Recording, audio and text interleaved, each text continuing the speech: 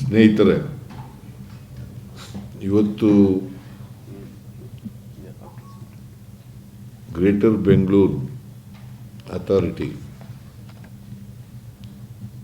ಅಲ್ಲಿಗೆ ಸಂಬಂಧಪಟ್ಟಂಥ ಅಧಿಕಾರಿಗಳ ಜೊತೆ ಮೀಟಿಂಗ್ ಮಾಡಿದ್ದೀವಿ. ನಾನು, ಡಿ ಕೆ ಶಿವಕುಮಾರ್ ಅವರು ಮತ್ತು ಜಾರ್ಜು, ಬೈತಿ ಸುರೇಶು, ಜಮೀರ್ ಅಹಮದ್ ಖಾನ್,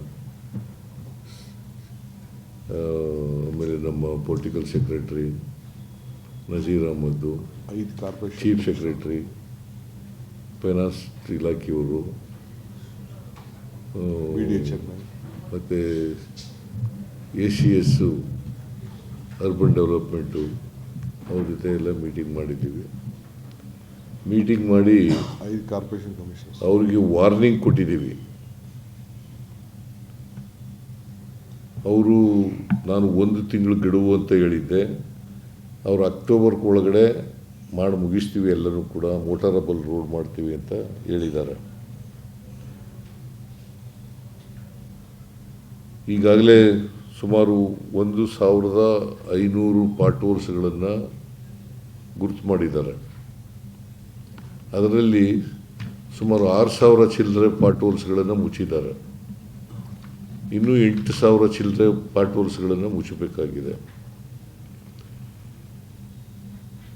ಇದು ಡಿ ಕೆ ಶಿವಕುಮಾರ್ ಅವರು ಪೊಲೀಸ್ನವ್ರಿಗೆ, ಸಾರ್ವಜನಿಕರಿಗೆ ಮತ್ತು ಇಂಜಿನಿಯರ್ಗಳಿಗೆ ಕೊಟ್ಟಿದ್ದಂಥ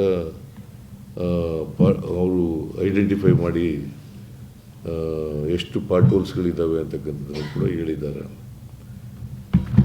ಸೊ ಈ ಪಾರ್ಟೋಲ್ಸ್ಗಳನ್ನು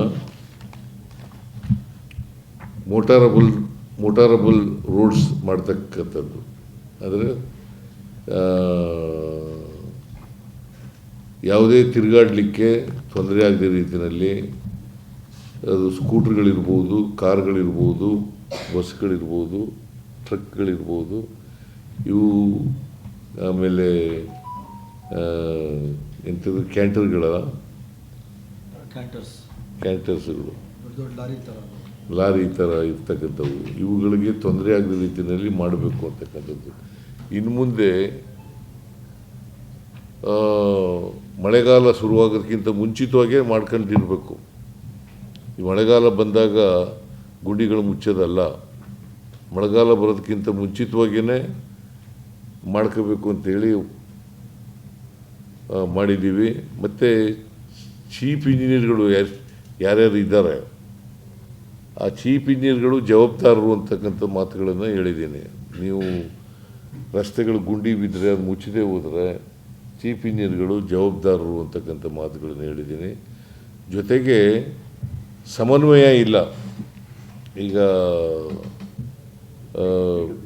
BWSSB, ಇದು BSCOM, ಆಮೇಲೆ BDA, ಆಮೇಲೆ ಮೆಟ್ರೋ, ಇವ್ರಿಗೆ ಸಮನ್ವಯತೆ ಇಲ್ಲ. ವಾರಕ್ಕೊಮ್ಮೆ ಸಂಬಂಧಪಟ್ಟಂಥ ಎಲ್ಲ ಅಧಿಕಾರಿಗಳು ಕೂಡ ಭೇಟಿ ಮಾಡಬೇಕು.